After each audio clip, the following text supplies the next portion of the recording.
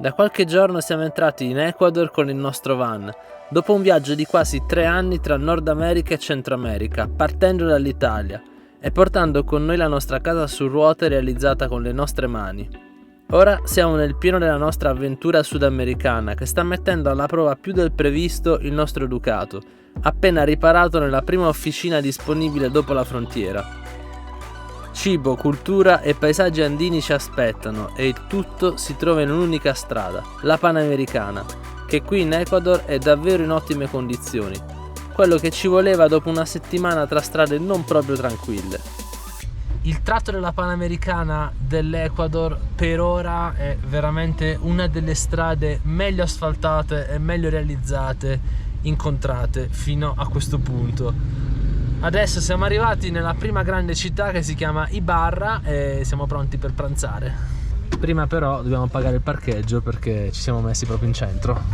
Sta facendo queste fave dentro questo sugo con succo di limone, cipolle, prezzemolo, poi ci mette sale, è velocissimo. Questi sono i popcorn con le patatine sopra. Wow. Guardate qua, sugo, fave, mi sembra che sia carne, cipolle, pomodori, coriandolo, limone, cose strane, questi sono sale, poi ci sono dei semini strani, popcorn e banane. Che ne pensi? È da provare, però prima mangiamo, dai, c'è un buon ristorante qua. Disculpe, ¿qué es esto? El tamarindo. Tamarindo seco, el propio. Ah, sí. Pruébele un hito. Vea, vecino. Rómpale y se pega. Ah, eso. Ah, eso de sta ahí qui. adentro. Ah, Questo è il tamarindo. Sì, ecco sì. qua. Eso, vea. Es el propio. Grazie. Ah, ya no te... È la prima volta che vedevo il tamarindo nella sua confezione. Finalmente senza zucchero, che noi a volte li compriamo, ma buonissimo.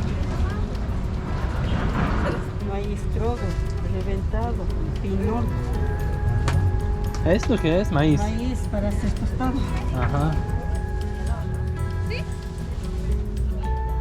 Siamo in un ristorante vegetariano e abbiamo capito subito che qua i popcorn ci sono sempre perché il mais ne hanno in abbondanza, quindi lo fanno in tutti i modi ed è bellissimo perché mi hanno dato la ciotolina di mais e per 4 euro nel pranzo c'è il succo, questo piatto con zucchine, patate, fagioli e un hamburger di soia e poi la zuppa.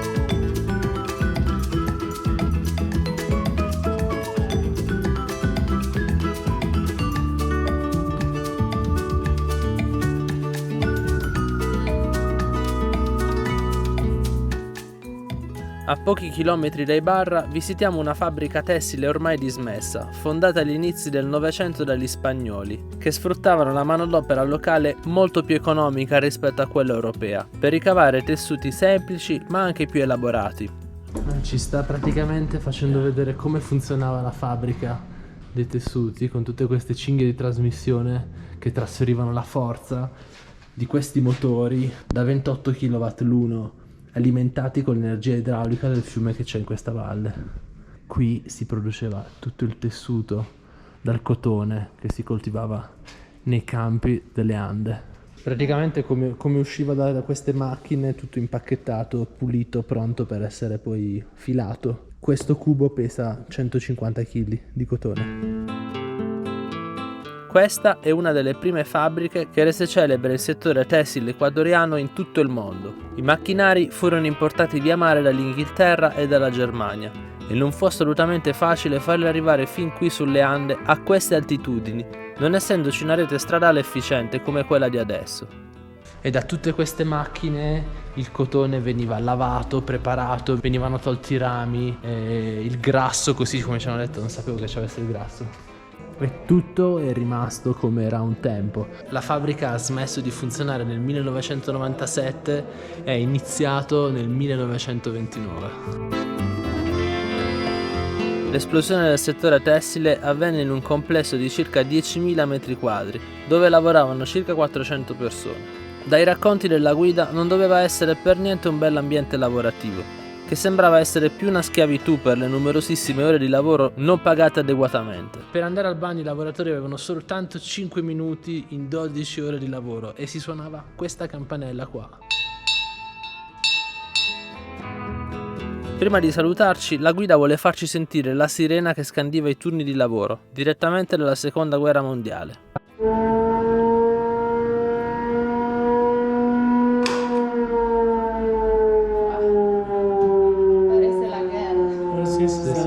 La sirena è alemana. È arrivata l'ora di sera, solitamente noi ci posizioniamo al tramonto e questa prima parte dell'Ecuador riserva tantissimi wild camping. Questo è il posto in cui dormiremo stanotte. Si chiama Lago San Pablo ed è ai piedi del vulcano Imbabura, che è qui alle mie spalle. Un vulcano che arriva a ben 4800 metri, come il Monte Bianco. Sembra davvero un bellissimo posto per passare la notte. Sono davvero felice che abbiamo trovato questo spot per la notte, veramente molto bello, e sembra che in Ecuador ce ne siano davvero tante di queste lagune, perché questa nazione è costellata da vulcani che a loro volta creano queste piccole lagune. Penso siano crateri vecchi ormai spenti. Lì in fondo si può vedere il vulcano Cotacachi, che è alto 200 metri in più, quindi arriva a 5000 metri, e il suo cratere ha la neve. E noi tra qualche giorno andremo anche lì vicino, non so se saliremo, non credo, però c'è una laguna molto interessante anche lì. Particolarissima questa imbarcazione ristorante che galleggia sul lago San Pablo. È rivestita da queste canne di bambù, non so se sono canne di bambù o qualcos'altro.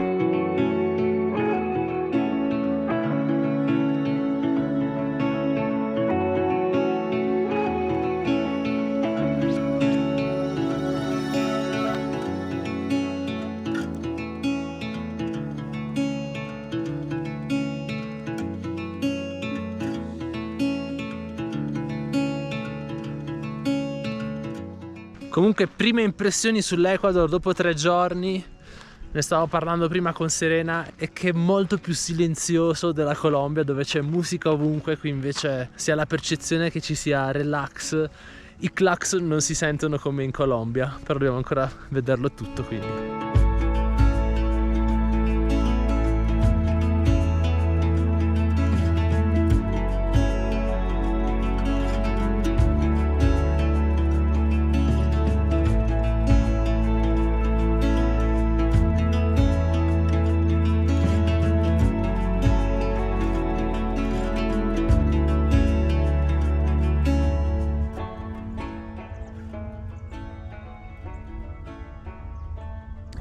Abbiamo passato una notte stupenda qui alla laguna di San Pablo, veramente molto tranquilla, c'era un bel freschino, quindi sempre nei sacchi a pelo. In questo posto si sta davvero bene, ci mancavano un po' i posti così dove dormire la notte, perché in Colombia diciamo che abbiamo dormito la maggior parte delle volte o in stazioni di servizio, benzinai, comunque non in mezzo alla natura così come piace a noi, e quindi tornare a vivere qua davanti a paesaggi spettacolari è veramente bellissimo e ci stiamo rilassando un po' al sole perché è già alto. When we wake, hear the birds and see the sun. Side by side our fears are done. Oh, the good times just begun. Oh, we know what we have, let's hold on tight. Found what we're looking for in life. Call us crazy, but things are finally right. With you and I, the future is bright. Qui siamo col signor Rafael, ci sta facendo vedere i suoi lavori, è da quando 9 anni che fa tappeti, è veramente bravissimo. Sono más lindo de Ecuador. Mundialmente me conoce. A mí me encanta esto. Ah, calendario. Sí. Y el rojo. ¿Cuánto tiempo para hacerme uno? 24 días. 24 días. No un día más y no un día menos. 24. De noche se trabaja más. De De día noche. se sale. Sì, la Sì. noce si tratta.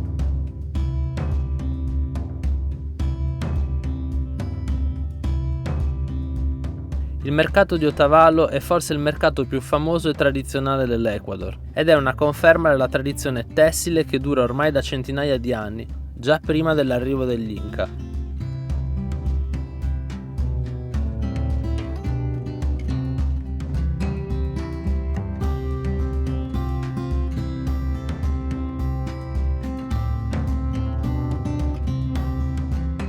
La qualità dei tessuti non è più quella di un tempo, ma nel paese è rimasta ancora la voglia di vestirsi con gli abiti tradizionali.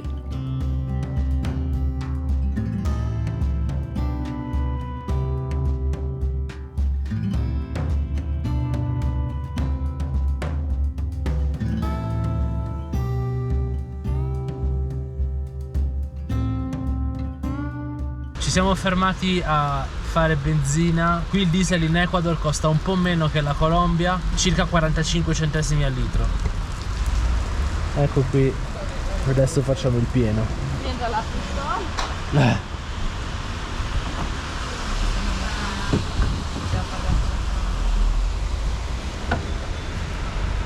La fattura? Il pieno fatto, 16 galloni e mezzo e 28,84 €. Anche questa giornata è volata e cerchiamo un posto per la notte, ma questa volta saremo svegliati molto presto perché qualcuno ci ha preso di mira. Non lo so, ho sentito un urto al van.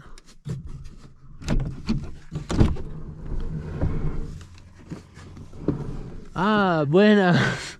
Sono le mucche che hanno urtato al van. Stanno mangiando qui, nel posto in cui ci siamo fermati oggi. E mi raccomando, con le tue cornette non ci inforcare il van.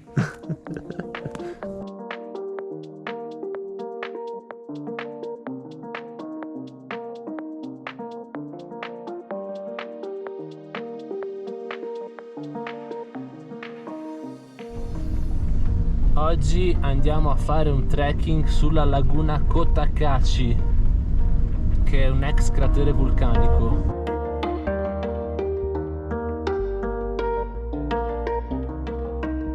Ecco il sentiero che faremo oggi, è praticamente un anello che va intorno a questa laguna e qui c'è la cima del vulcano Cotacachi che è di 5.000 metri, è una punta e sulla punta c'è un po' di neve, pochissima. Qui nel centro ci sono due isole che adesso vedremo. In tutto sono... aspetta, 12 km e mezzo. Ok. Vabbè dai, ce la possiamo fare.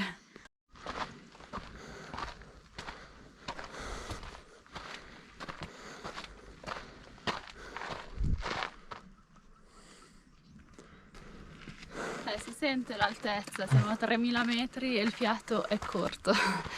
Ma non ho capito se siamo noi che siamo poco allenati oppure la quota. Perché questa passeggiata si sviluppa tra i 3000 e i 3300 metri e quindi è quella quota che non sai mai se sei allenato oppure ti manca effettivamente un po' di ossigeno.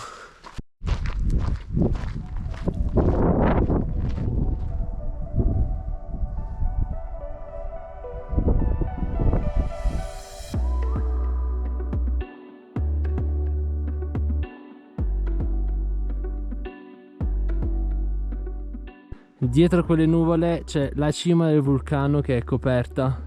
Si può parcheggiare dove ci sono quelle antenne e raggiungere la cima. Noi non lo faremo, ci accontentiamo di questo bellissimo giro. Tra l'altro c'è una vegetazione veramente ricca, piena di fiori diversi.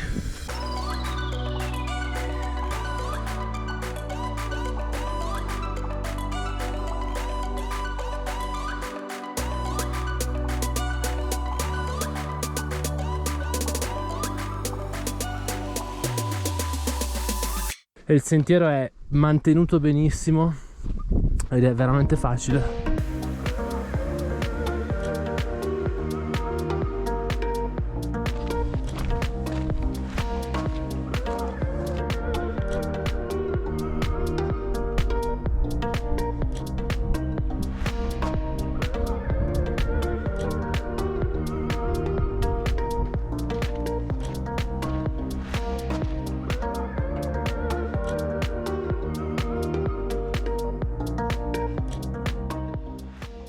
Siamo arrivati in cima. Poi con queste nuvole che si muovono è veramente bellissimo stare qua ad ammirare questo spettacolo della natura.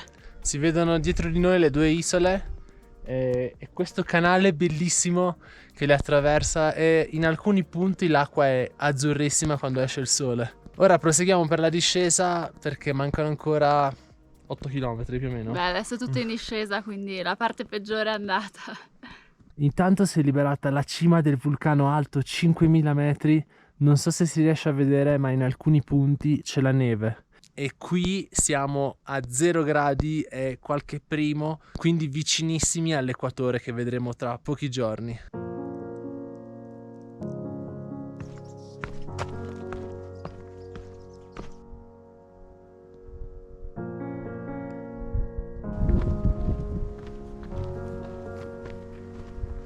Fermati perché ci sono gli alpacas, che carini.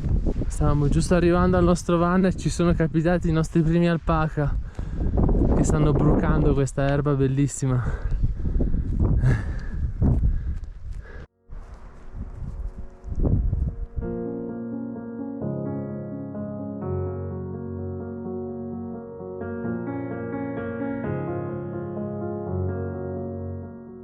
Bene, abbiamo finito il trekking, manca solo l'ultimo chilometro, la vista è pazzesca e adesso corriamo nel van perché sta per arrivare un temporale e quindi ci mettiamo al riparo.